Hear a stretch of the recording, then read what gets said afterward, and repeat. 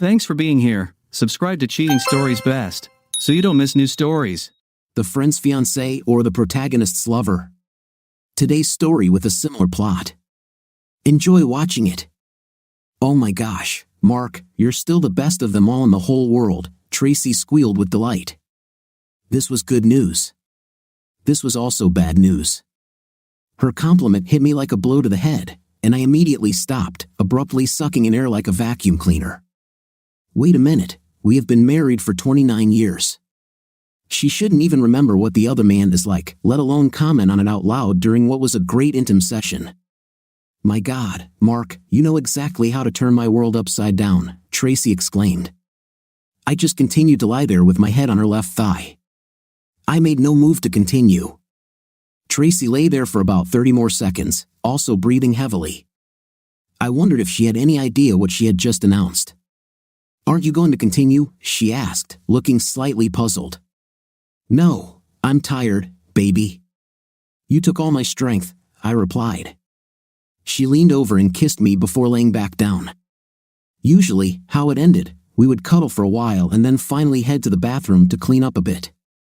But as I was just lying in bed, Tracy dozed off, and a minute later, I heard the soft sound of her rhythmic breathing. Dream. I quietly got up, went to the bathroom, and cleaned myself up a bit, then went downstairs to my wine cabinet. Sometimes it's a real to have an above-average IQ that doesn't turn off very often. Most guys would have been too engrossed in what they were doing to actually hear, let alone pay attention to, what Tracy was saying. But I'm not like most other guys. As I sat in my robe and sipped a glass of Staley's rye whiskey, I racked my brain for clues that I had apparently missed that might indicate to me that something was missing in my marriage. But nothing seemed out of the ordinary, except for the fact that Tracy and I were having a night more often than we had in years. I explained this by saying that now that our youngest had left for college 6 months ago, Tracy and I were alone for the first time in 25 years. Tracy lost 20 pounds in those 6 months and started dressing a lot pretty to show the world that she was back to her college weight of 120. And that she had invested in those 120 pounds at 51. Tracy had the body of a goddess with perfect breasts and a small waist on top of great legs for a woman of average height. She's always been a beauty in the looks department, and for her age, she has amazing skin inherited from her mother that looks pretty good for her 78 years old, so to speak. Even with the extra 20 pounds she had been carrying around for several years until recently. Tracy was always giddy, and I knew she always would be. When we first met as college sophomores, we dated for 2 years before finally getting married at 22. She's always been a little flirty. Probably because she can afford it with her looks, but I've never once worried about her crossing an imaginary line, until just a few minutes ago. Damn it, she thinks that just because she has big breasts, all she has to do is smile at a guy, and he belongs to her. Whatever the case, give her a couple more years, and she'll put those breasts in her belt. And if they ever looked on the other side, they would see that cheesecake 5th place that we all see.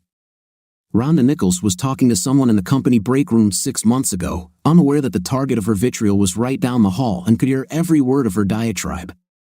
Tracy Robertson, the top sales agent at Midland Realty, had interrupted a conversation between Rhonda and the third agent, Carl Walters. Not 5 minutes earlier by simply walking by and smiling, even though Rhonda was already talking to him about something.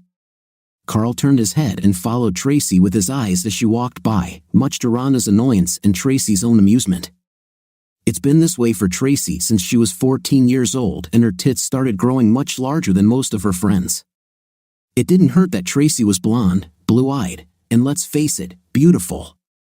However, Tracy had to admit to herself that she was about 20 pounds over her college weight of 120 pounds, but she still didn't think she looked too bad for her 51 years. And don't forget that she had 2 children. The comment about the cheesecake butt, however, was inappropriate. She thought of Rhonda, a 26-year-old and decent-looking if a little thin girl, as a friend. Beds, why does Rhonda care about Carl? She was engaged to Fred, a rather handsome accountant. Carl was the new agent in the office at 28. He was several years older than his days as a starting linebacker at Ohio State. But he still kept himself in great shape by hitting the gym regularly. He was 6 feet 4 inches, 230 pounds, incredibly handsome, and his clothes looked good. Tracy thought to herself, the game has begun. Tracy mentally admonished herself. Tracy skipped lunch with the girls and instead went to the gym near the office where she signed up for a membership. Mrs. Chi's fifth place was going to make Rhonda pay dearly for her indiscretion, Tracy thought as she got back into her car and drove away. As I sat in my den on my third drink, my thoughts were all over the place. I was transported back in time to when Tracy and I first met at a large Midwestern university. I was a nerd who specialized in mathematics. I'm not a bad guy and I worked out regularly, but honestly, Tracy was a goddess, and in real life, goddesses don't date geeks. I knew who she was, but I never even talked to her. There always seemed to be a lot of guys hanging around her, waiting to be her next boyfriend.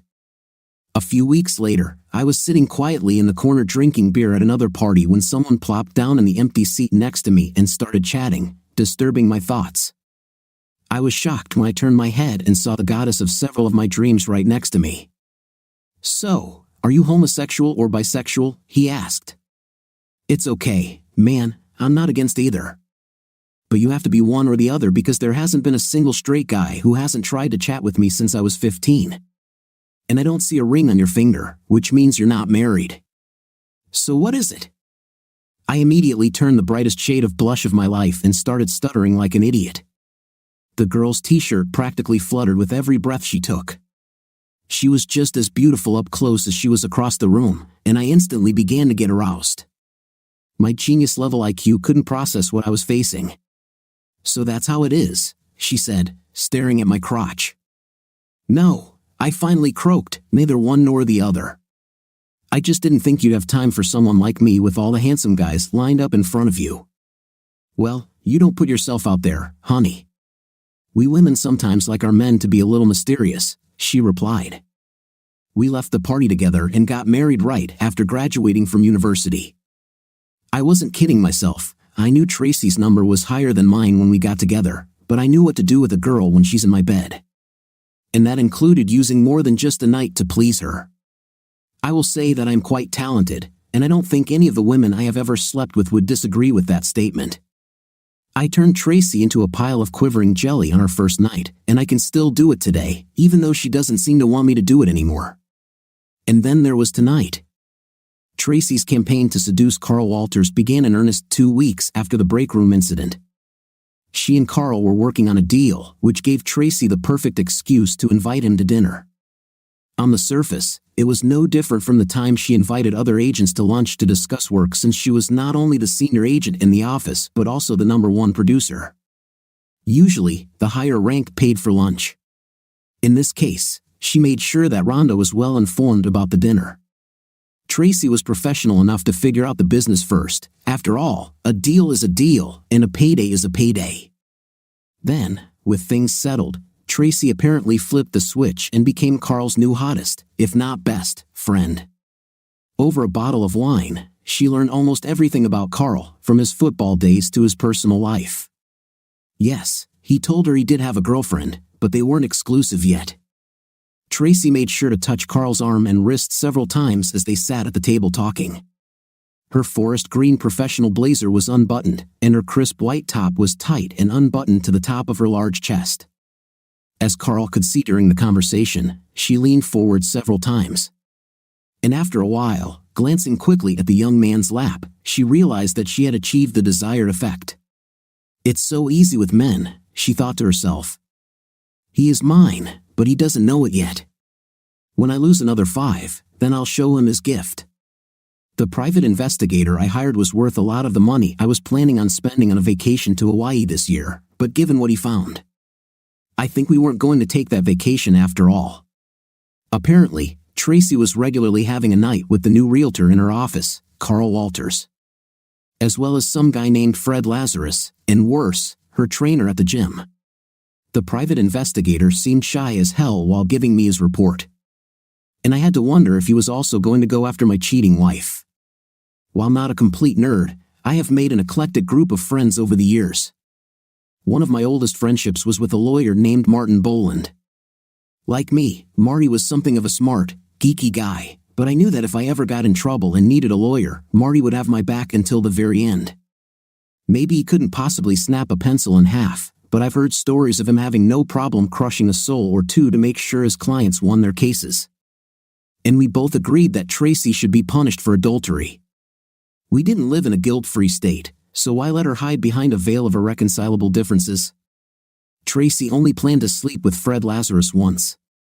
He was the fiancé of Rhonda, who called her a cheese fifth place, and Tracy's lesson to Rhonda was to let her fiancé enjoy a real woman's body. They'd have to keep it a secret from Rhonda, but Tracy would be able to smirk at this woman for ages. However, it turned out that Fred Lazarus had 9 inches of dignity on his 25-year-old body and was a very skilled swordsman. And that night, she decided that she would enjoy the young man much more than once.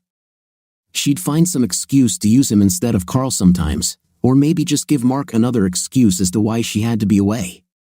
Not that she cared much about his feelings. Darren Trimble as a lover was completely unplanned.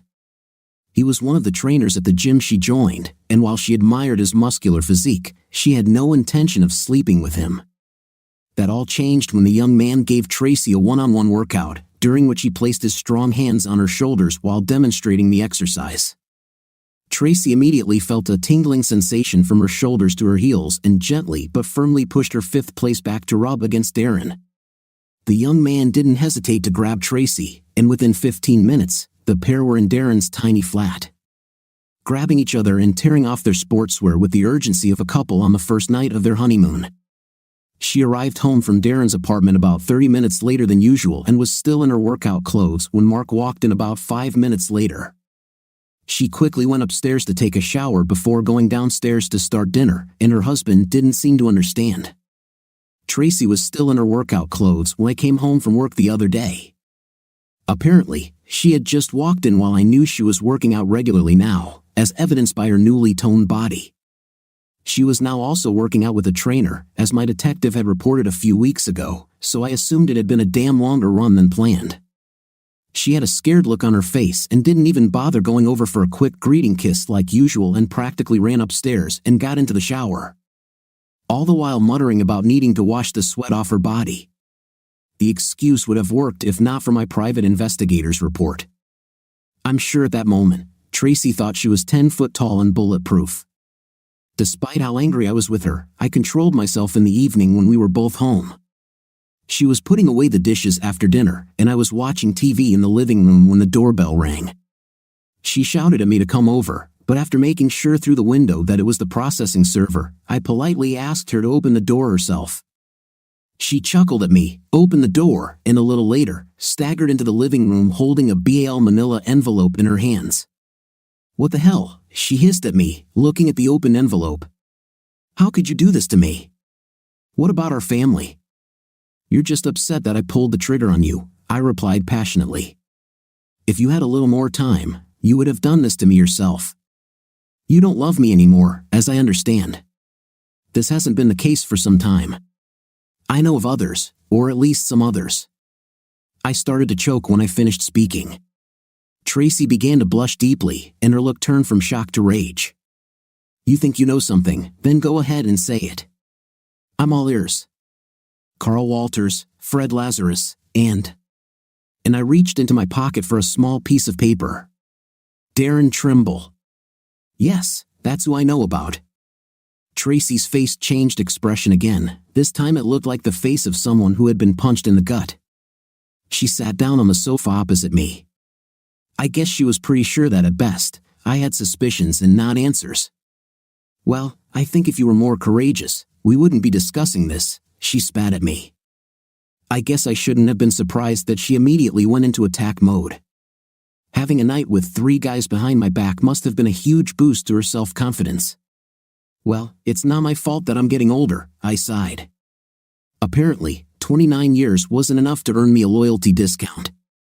Hell, none of these idiots were even alive when we got married. Tracy's eyebrows shot up at that statement. Yes, not only did I know that she had lovers, but I also had information about these guys. She looked like she wanted to continue down this path, but then she stopped herself. "I'll let you stay in the house until we can sell it. I'll let you explain everything to the children and your parents," I said quietly. I stood up from my chair, went to the closet in the hallway, and pulled out 2 packed suitcases. She definitely didn't expect this. I'll come by in a few days and pick up the rest of my things. Hire your own lawyer, decide what you want to do, and call Marty. It's obvious that you don't care about me anymore, so let's do this quickly and get this over with. I have no idea what flew and crashed against the wall as I walked through the doorway. Although Mark was right and Tracy planned to divorce him, she wasn't quite ready to take that step.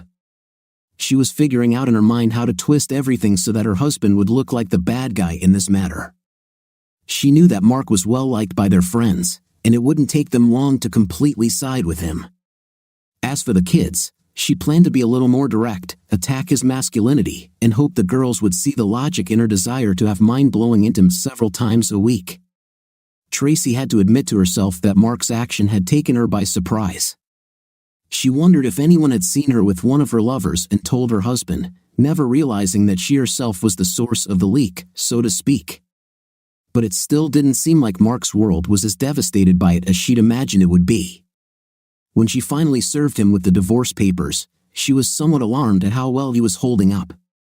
In fact, he seemed to almost enjoy the situation. I was proud of myself when I left the house with my 2 suitcases. I could tell that Tracy wasn't expecting what hit her and that I seemed to have everything in hand. I drove to the nearest motel and checked in. It's time to start life again. Tracy was only struggling with one aspect of the divorce, but she fought it tooth and nail. She wanted me to change the reason to irreconcilable differences instead of adultery. She still got 50% of everything, so it wasn't about the money. But I had a feeling that she was going to twist the situation a little in front of the kids and her parents to make me look like the bad guy. So, leaving the case under the heading of adultery gave me enough leverage. "There's no reason why everyone should know about our personal affairs," she shouted to me one evening on the phone. "Just change the statement to irreconcilable differences, and I'll sign on the dotted line immediately. I know us geeks can be a little socially awkward at times, Tracy, but your logic here is so clear it shows right through. I won't give you a chance to lie to anyone to get out of this. If anyone decides to look at the court records, you made the decision to entertain other men while we were still married, so now we're your scarlet brand. All you had to do was show me some respect and divorce me before you became the town slut." Tracy tried to humiliate me by spreading rumors that I was weak in bed. I heard from a couple of my buddies who got the information from their wives. I think Tracy decided that I would rather give in than let everyone think I was a weakling. It was hard, but what really hurt was when my youngest daughter, Allison, accused me of stalking Tracy to ease my bruised ego. "If your mother wants to play like that, let's go, baby. I'm guessing she's already told you about her affair." Well, what they probably didn't tell you is that she's having a night with 3 guys. A little older than your sister. 3, I said, holding up the appropriate number of fingers to make it easy for my daughter to count. I may not have been the man I was when I was your age, but I can still take care of myself as well as anyone. But it's not about me. We're talking about your mother turning into a self-centered. Allison, 3? Doesn't she love me anymore? Okay, but she didn't have to have intimate with 3 guys who should be dating you, not your mother.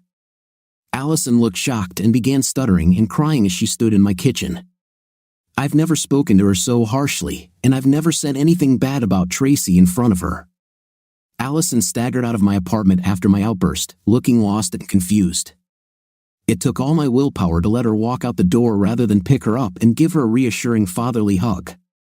20 minutes later, I received a call from Tracy's mother, Barb, who had not spoken to me since I filed for divorce. We used to have a great relationship. "How could you say such horrible things to my granddaughter, you idiot?" she screamed at me when I answered the phone. "This girl used to worship the ground you walked on, now she's lying on my couch crying her eyes out. How could you say such terrible things about Tracy?" "Mom, please listen for a second. Obviously, you've only heard one side of it, and it's definitely not mine. She has 3 guys for a night that you can ask her about, and if you still don't believe me, I have visual proof," I replied calmly. Barb inhaled enough air to launch a weather balloon. "Oh my God, Mark, do you have photos, videos?" "Yes, Mom," I said quietly. I wasn't planning on using the nuclear option, but apparently your daughter thinks scorched earth is necessary. No, Mark, it is not necessary. I will talk to her. 3 guys? Mark, really? I'm so sorry, Mark. I'm really sorry, I really am. She hung up quietly. I shook my head as I hung up. Barb had been a mother to me since my dad's death about 12 years ago. I could always talk to her and discuss some of my problems.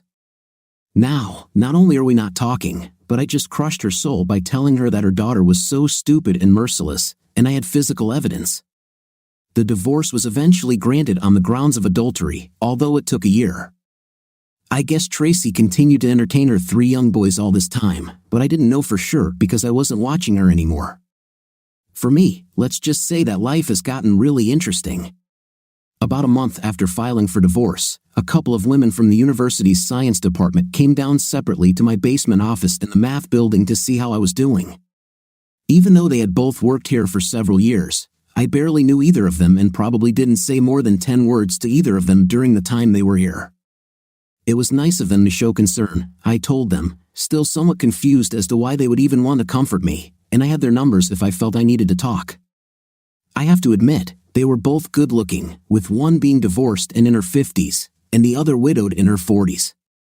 Things like this became a regular occurrence over the next few weeks, with women from all over campus stopping by to check on my well-being.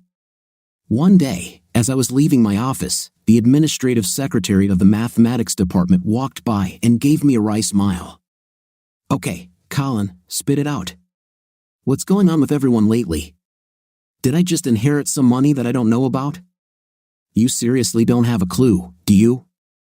Colleen asked in an almost mocking tone. She was a 35-year-old divorcee with curves in all the right places. Colleen had raven hair and green eyes. I had noticed the sparkle in her eyes before, but now, for the first time, I really looked at her and noticed how beautiful she was. "It's because of your recent weight loss, Mark," she explained, raising her left hand and moving her fingers, placing special emphasis on her ring finger. "You recently lost 120 pounds. You were always considered a nice, sweet guy, but you were an outlaw because you were married, and everyone knew you were hooked on your wife. But with your ring missing, let's just say it's hunting season. There may be a lot of available guys around, but not a lot of good ones. You've simply become a rare commodity, beautiful, smart, nice, and lonely." I don't know who saw the divorce papers, but within hours, it spread all over campus. But the divorce has not been finalized yet. I won't be a free man for a few more months. I mean, that's very flattering, but everyone wants to make sure that when you become available, you know that they are waiting for you.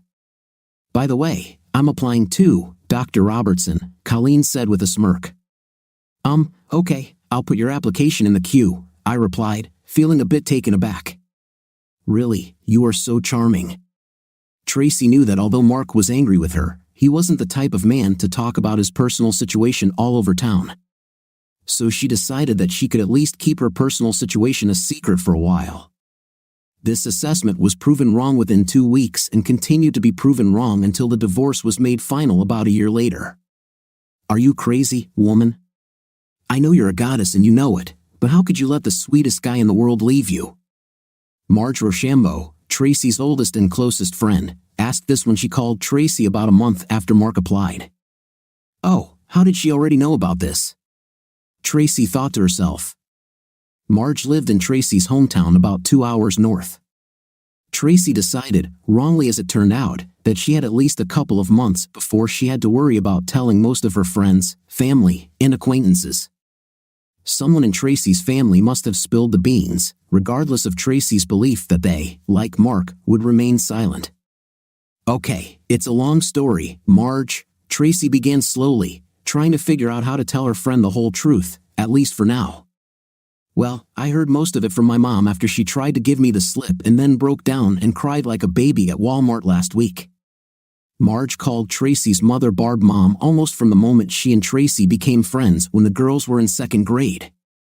When Marge ran into Barb at the store, she asked about Tracy. Marge said, and Barb began to stutter and then ramble before finally bursting into tears. Once Marge calmed Barb down enough for her to make sense, she got the full, unfiltered story. You cheated on a wonderful boyfriend, a wonderful husband, a wonderful father, and a wonderful provider because he got older and you thought you deserved better. What about him, Tracy? You're about to be an old woman yourself, and I bet you're not quite the same woman you were when you were 30. Have you considered this scenario at all? Marge howled into the phone. I always knew you had a selfish side, but I never thought you would ever show it to Mark. On the day the divorce became official, Mark was sitting in his apartment. He ate a small salad and drank half of a 750 milliliters bottle of Buffalo Trace bourbon. Tracy, on the other hand, invited Carl to a fancy dinner, and then they went back to his house. It was a scene they had repeated many times over the past year and several months, but for some reason, Tracy found herself unable to keep the candle lit. She didn't like what was happening, but admitting this to herself, or even more so, to him, was absolutely impossible. When it was finally over, she told him she was tired and needed to go home. She carefully removed Carl's hands from her chest, got dressed, and left, noting as she got into the car that her first official night as a divorced woman was far from successful. I have a genius IQ. I can crack passwords in my head and read 4 books at the same time, but I have no clue how to understand a woman, I told Judy Scully, a longtime friend of Tracy's and mine, as we had dinner on my first official date 2 weeks after the divorce became official. I chose Judy because she was an old friend of mine, and I decided there would be no misunderstanding between us. I thought I had you girls figured out, but apparently, I was just fooling myself for 30 years. So what should I do next? Judy was an artist, and I always found her thought processes to be quite unique. She was a couple of years younger than me and kept fit with regular stretching and yoga, and her smooth skin also belied her age. She had dark brown hair and blue eyes that looked like they could penetrate my soul. I found myself starting to think about her without clothes in my bed. I was hoping you would call eventually, Mark, she replied. However, I didn't think I'd be number 1 on your list, so I'm very honored. But let's not waste time talking about you and Tracy. This can be discussed over a cup of coffee at noon tonight. Let's be 2 adults living our own lives and see what happens. How about we move on? I nodded my head. I agree. You can't move forward if you're busy looking back. I stood up, leaned towards Judy, and planted what I hoped was a firm kiss on her soft lips. She also stood up, leaned over the table towards me, and tried to suck my tonsils out of my mouth. I almost choked when she allowed me to gasp for air. Before that night, I had never thought about Judy in an intimate way. Yes, she was a beautiful woman, and I could appreciate her great body, but I just didn't lust after other women when I was married. Firstly, I was married, and secondly, why would I lust after another woman when I was married to a goddess?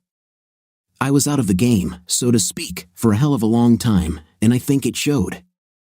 I don't think my complexion returned to my normal color until the end of the meal, but I tried to relax and be calm. I think I managed to have a coherent conversation. We ate a slice of cheesecake and each had coffee for dessert. And then I think we need to go back to my house for a real nightcap, Mark, Judy said, looking into my eyes. If I'm not mistaken, you haven't had intim since you left Tracy. I would like to be your first after the Queen. I know it sounds stupid, but I was actually afraid to have a night with Judy. It had been a long time, and I knew I wouldn't last long, and then I would need time to recharge since I'm not 21 anymore. And since Judy was a friend to both Tracy and me, well, I wouldn't want the whole town to know about my failure. Dr. Marklin Robertson, genius professor of computational physics at the university, is a loser in bed. I could see how everyone would think that Tracy was right to leave me since I was an underachiever where it really mattered.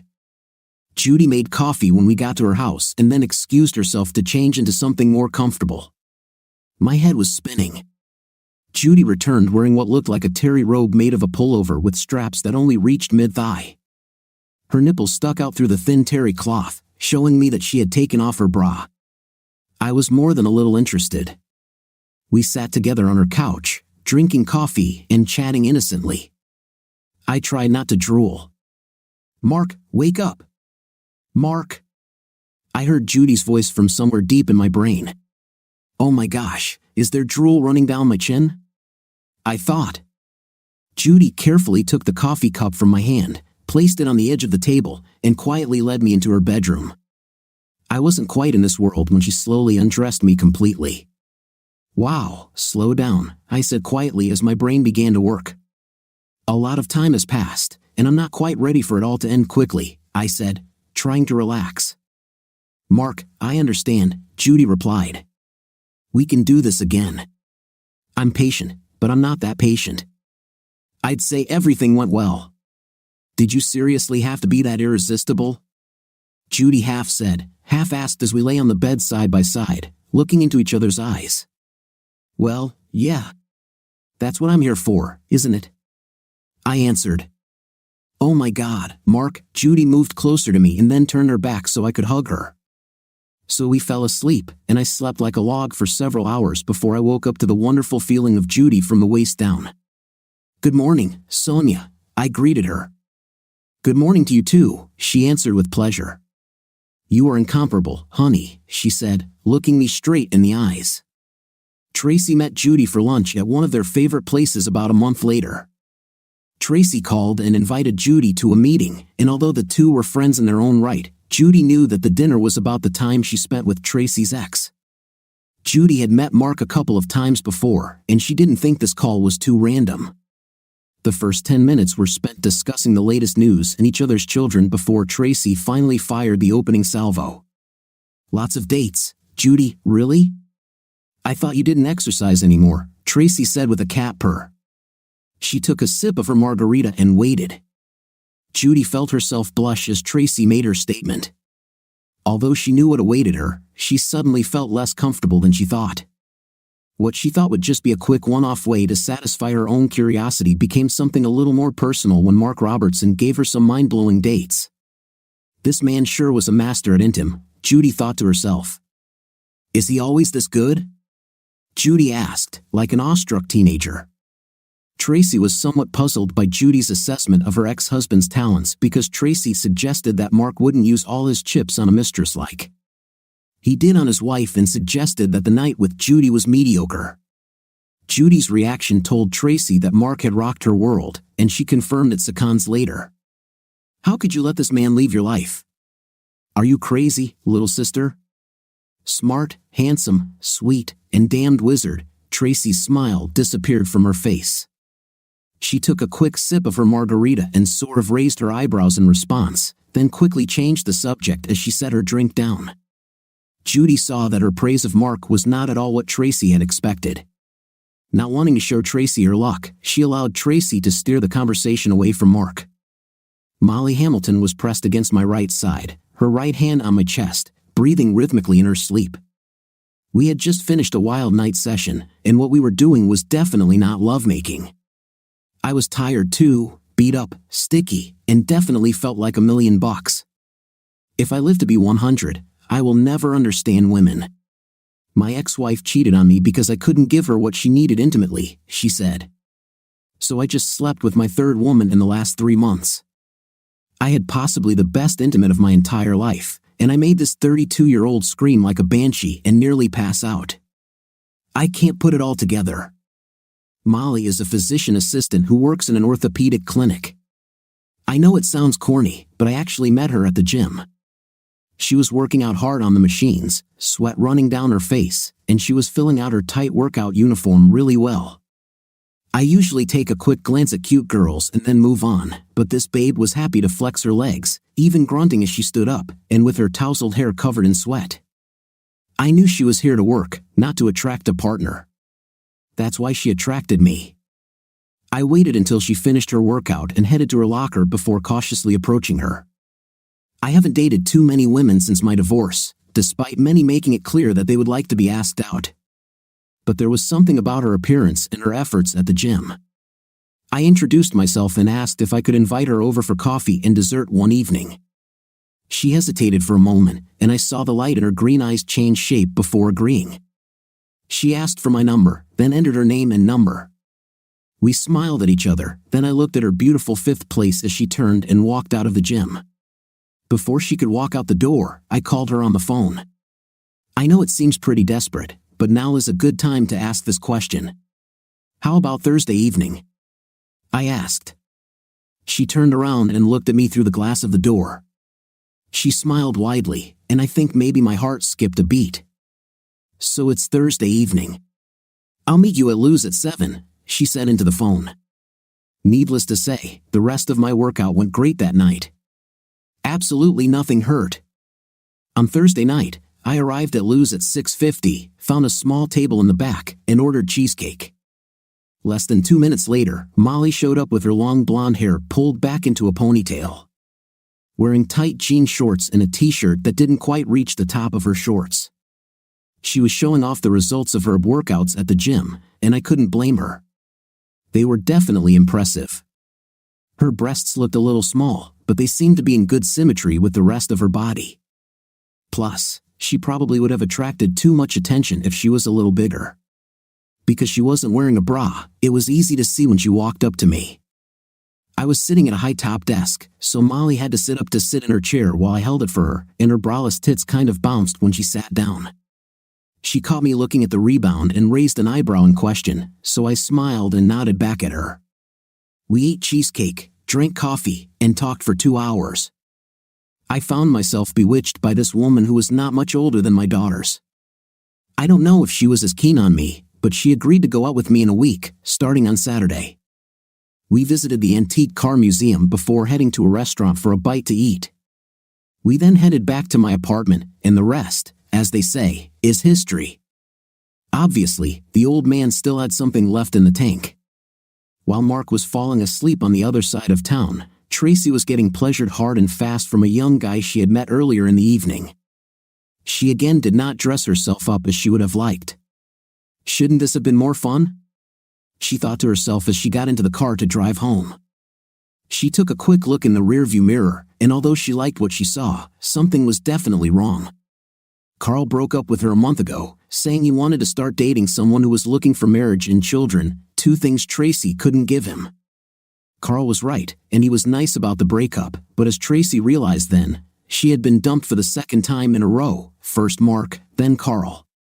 Tracy was able to rationalize Carl's departure by noting to herself that night with him was becoming stale. At times, she seemed disinterested.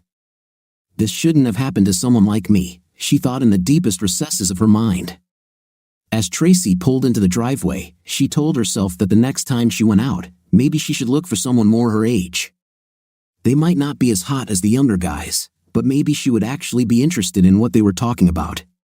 Spending time with Molly only reinforced in my mind what I had always believed about Tracy. From my limited experience before I met Tracy, I'd always felt that she was not nearly as good at night as others I had slept with before her. And I truly believed that it was because she was a goddess and she knew it. Women like Tracy don't have to work hard to attract guys, and at the same time. That's probably why they don't work very hard in bed. At first, they don't need it. Guys get pleasure from the fact that they manage to get a beauty with big chest. But after a while, it's not the same thrill, especially if the woman is selfish and doesn't really give it her all. Tracy and I have had a few gentle discussions about this over the years, but I've never been able to really go ahead and tell her that she's just not that good in bed. So I just went with it because I loved her. But Judy, Katie, and now Molly had shown me what a great night could be. And as I got into bed and started to fall asleep, I thought that Tracy had tricked me again. 2 weeks later, I picked up the phone to hear Tracy on the line. I was more than a little surprised and a little suspicious. I didn't talk to her for months, and when I was with my daughters, they didn't talk about her at all because they knew I wouldn't talk about her to them. Although I wanted my daughters to love and respect their mother. I told them in no uncertain terms that my relationship with their mother was over, and they needed to respect that. And so far, they have succeeded. Mark, April wants to know if we can be civil to each other long enough to survive her wedding. Looks like Robert has finally popped the question, and she wants us to get married, but only if we don't intend to act like enemies. Well, I haven't heard from April yet, but you can assure her that I will be the perfect gentleman, especially if you remember that you were the woman I once loved. And I will pass this on to our daughter when she officially calls to tell me her good news. April called the next day to tell me her good news, and I told her the same thing I told her mother. She informed me that Tracy was going to help her plan the event, and I told her to have the time of her life and that I was more than willing to pay for it. I'm not overly emotional, but I have to admit that when I walked April down the aisle, I was shocked. My little girl put aside her BS silly songs and love for toys and grew into a beautiful woman, both inside and out. The walk down the aisle only lasted a couple of minutes, but in those 30 steps, I saw hundreds of images flashing before my eyes. When I handed her over to Robert at the altar, a river of happy tears flowed down my cheeks.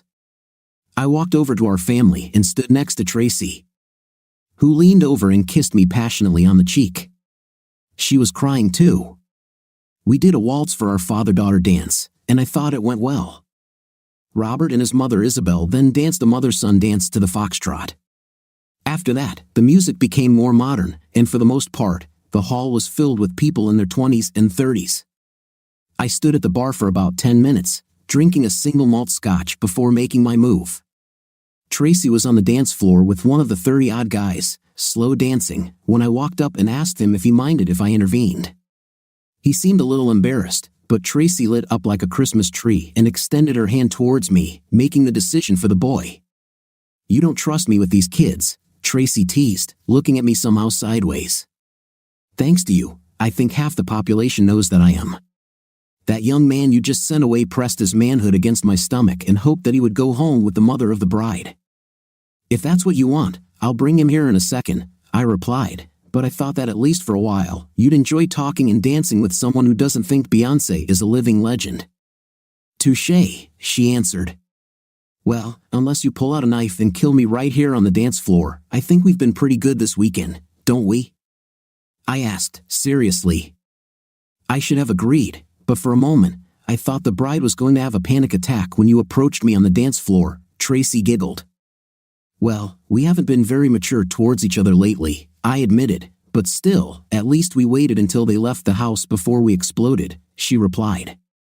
We danced through a couple of slow songs, then as the music sped up, her previous dance partner returned and politely asked if he could switch roles with me and intervene. I think Tracy was a little surprised when I agreed. Ellie joined me at our table when I returned from the bar. She sat next to me, watching her mother on the dance floor. Without taking her eyes off the floor, she asked in a joking tone, "You think I'll have to worry about men stalking her when she's in a nursing home?" I glanced sideways at my daughter, not wanting her to see me checking her expression. Her tone may have been joking, but her eyes told me she wasn't joking. "But what about you, Dad? Mom tells me that you date from time to time, but replacing her is proving to be an impossible task." "I'm fine, better than fine actually, baby," I replied. "Your mom doesn't know as much about my life now as she thinks she does. But all I will say is that I have no shortage of female attention, and I'm not trying to replace her. I'll deal with this if I want." Just then, Wendy Adams, an old family friend, came to our table. Wendy and her husband Earl have been friends with Tracy and me since the children were little. Earl died a few years ago from cancer, and I know Wendy and Tracy still kept in touch. I didn't see her that much because Earl and I were best friends. Wendy was a couple of years younger than me, but judging by the tightness of her dress, she kept herself in pretty good shape. I invited her to join Allison and me at the table, but she just smiled and asked Allison if she would excuse us while we hit the dance floor. Allison seemed a little surprised at first, but then kindly told us to get out and shake ourselves as we headed towards the dance floor. Allison grabbed my hand and leaned over to whisper, "Coincidences like this only happen in movies, Dad." We danced to a couple of songs, then went to the bar and sat in the comfortable chairs right outside the room. We talked for a bit, then Wendy took my hand, looked really serious in my eyes, and asked the $64,000 question, "Are you still in love with her, Mark?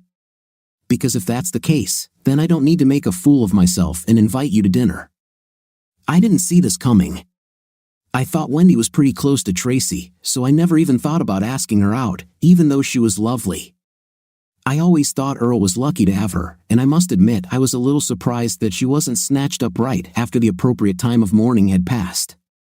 I will always love her to some extent, despite what she did to me. Maybe it's like a smoking habit. But I'm not in love with her, and I don't love her with all my soul, I replied. But you and her, I don't want to create any problems between you two. I forgot that one of Wendy's best qualities was her approach to life. She quickly reminded me. "Mark, I'm not a girl anymore, and I've been alone for 8 years now. There aren't many men I'm interested in, so I'm not going to say no to someone who's in the same room with me." "Tracy let you go. It's been what, 3 years since your divorce became official, and I know you're dating.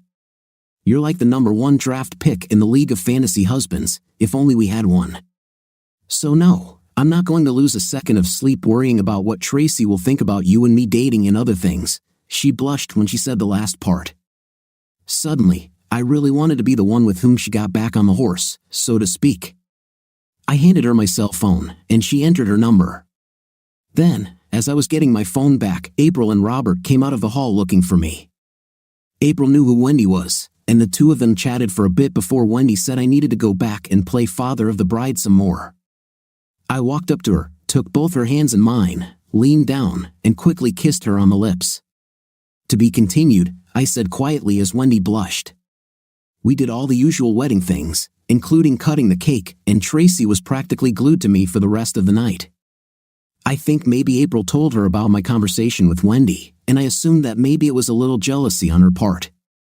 I have to admit I was a little flattered, even if it was 3 years later. When April and Robert returned to the hall, April approached Tracy and told her that they had just interrupted Mark and Wendy Adams, who appeared to be having intimate conversations. She said they kissed when they separated. Allison told Tracy that she had been watching Wendy and Mark on the dance floor, and that Wendy looked like a teenager in love. Allison said she thought it was cute. Judging by the look on Tracy's face, she didn't think it was cute.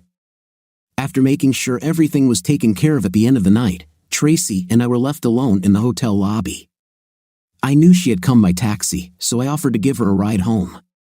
She agreed on the condition that I let her buy me a drink at the hotel bar.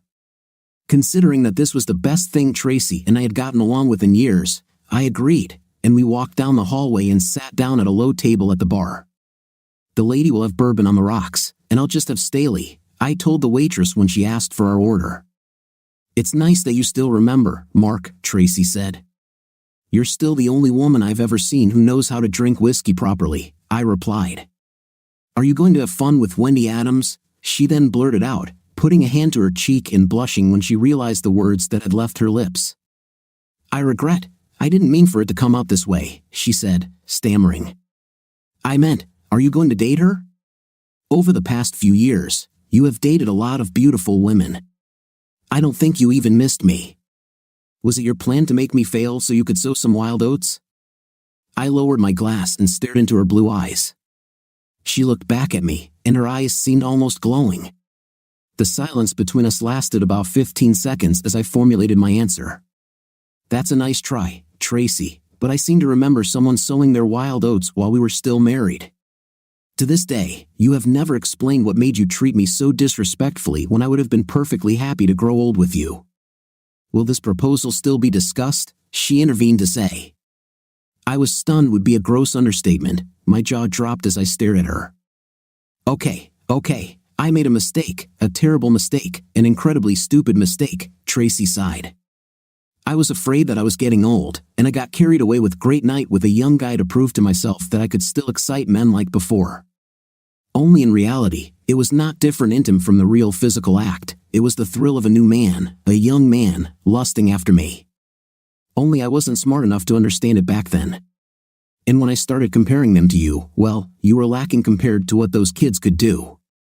And the fact that you were just such a sweet, innocent guy while I was having fun made me think that you were just a smartass. But it turns out I was wrong. After you left me, the thrill of the game disappeared, and after a while, the thrill of a new person, or rather people, disappeared. It was still an ego boost to have a young guy half my age want me, but nothing was happening emotionally. Damn it, Mark, I'd kill for a hug after good night. Have you thought about dating someone your age, someone who is in your category and has an idea about life, even if he can't hit the high notes like these kids? After all, Tracy, no matter how good you look, you're not 22 anymore either, I said. That's what I'm trying to do now, Mark, she said decisively. We had 30 good years together. Can you forgive my error in judgment and become mine again, please? There were large tears in Tracy's eyes. Before all this started, I would have held her in my arms and tried to make the world a better place for her. Even now, after everything that had happened, part of me still wanted to do just that. In the end, to some extent, it was a victory. No, 3 years ago, this might have been a victory. Now it was just a desperate apology. I shook my head slowly. First of all, we only had about 29 good years together. I definitely wouldn't call this last year a good one. But this is real life, Tracy. In real life, we won't succeed. Come on, let's take you home. Wendy Adams ended what had turned out to be a pretty good second bachelorhood for me. I waited a week to call her after the wedding. We ate at a nice seafood restaurant a couple of towns away. She wore a tight dress, and men kept staring at her all night. But unlike Tracy, she didn't seem to notice the attention. Her attention was solely focused on me.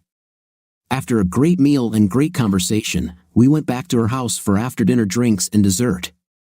She poured us both a glass of cognac, which we casually drank in about 5 minutes. Then it was time for dessert. She stood up, took my hand, and led me to the upstairs bedroom.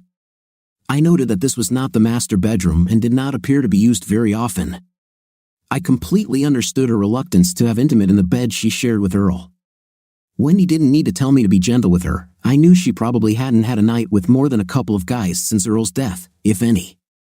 I knew that they were very much in love with each other. She looked like an angel, and I must have watched her sleep for a good 10 minutes. In the last 3 years since my divorce, I have experienced an amazing intimate renaissance and enjoyed women of all ages.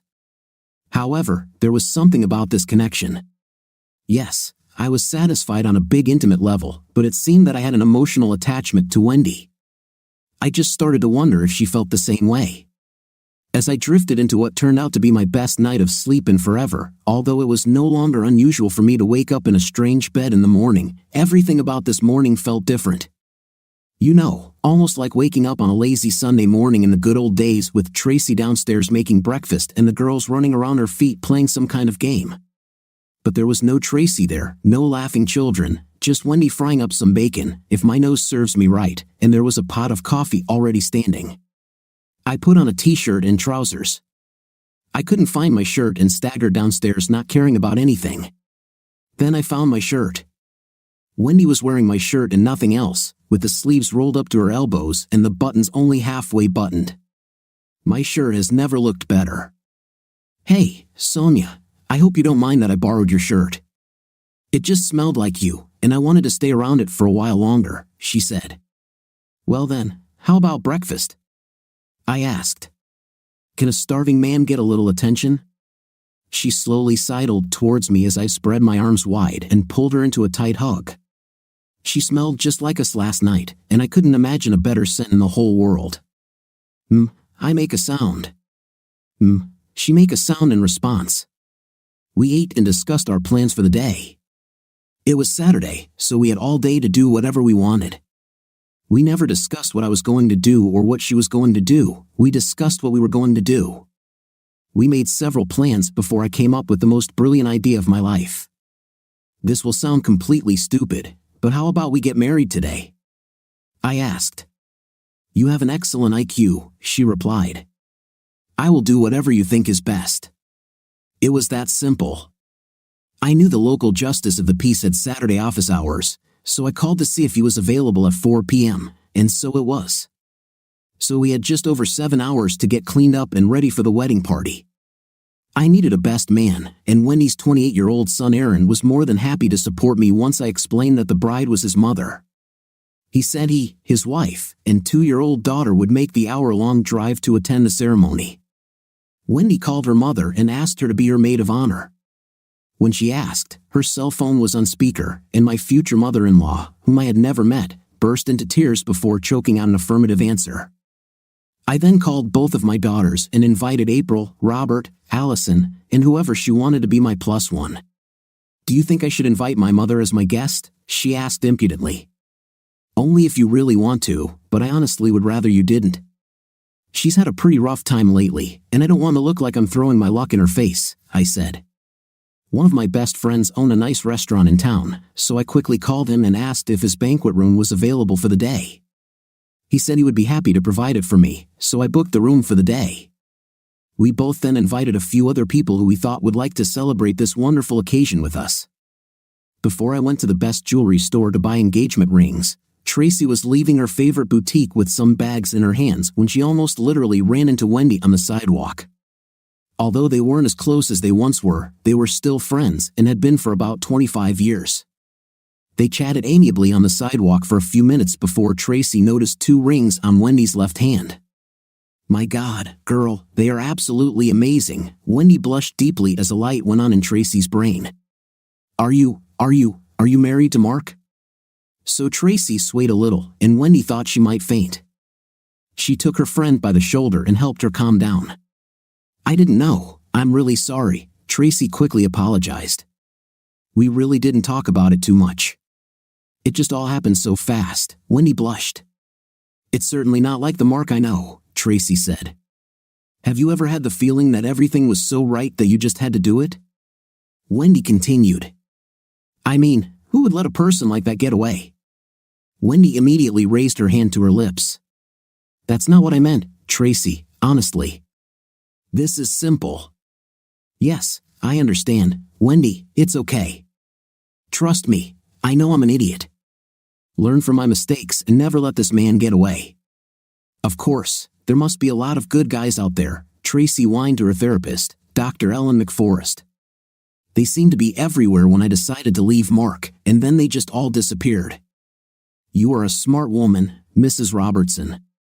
You should have realized that there are very few good single men at your age, but you didn't even fish in those waters. Did you really believe you could catch a talented young guy and keep him? You should have known that sooner or later, you might actually have to talk to him and make a life with him instead of just having a night with them. God, Doc, real life really sucks sometimes." "I'm standing on the back porch of the house Wendy and I bought together shortly after we got married 10 years ago. For many reasons, we felt we should have our own home. It's a smaller house with only 2 bedrooms, but it has a large living room and a large family room, so there's room to accommodate when we have all 3 kids and their families. We have already become grandparents 6 times. I'm grilling when Wendy comes up with a couple of whiskeys on the rocks. She hands one to me, and I peck her on the lips. I can't help but marvel at how she looks 20 years younger than her 63 years. She still takes good care of herself, although her light brown hair has some gray in it. But she can still turn some heads when she dresses up for one of our casual nights out on the town. Hey, we may be old, but we're not dead yet. In fact, we still have fun in the bedroom twice a week and sometimes have a little fun in the shower. Anything is possible because medical science is a gift from God. Even though I loved Tracy with all my heart when we were married, I just can't imagine not spending the rest of my life with Wendy. She captured my heart in a way Tracy never did. In some twisted way, I should be grateful that Tracy cheated on me because without that pain, I would never have had this pleasure. I run into Tracy every few months. She hasn't looked so good for a long time. She always looks sad and constantly apologizes. I always think about it, but I'm too polite to ever say the word thank you out loud. At 65, Tracy's large breasts no longer rise high, but with a good support bra, it's less noticeable. She got her cheesecake 5th place back, and as she walks through the mall, she realizes that men no longer pay any attention to her. As she headed to her car in the parking lot, she noticed Mark walking towards her. She made sure to stand straight as he approached. "Hello, beautiful," he said affably, leaning down to kiss her on the cheek. Tracy couldn't help but blush at the compliment. The couple then engaged in small talk for a few minutes, mostly about their shared grandchildren, before Mark said it was time for him to leave. He knew what would happen next.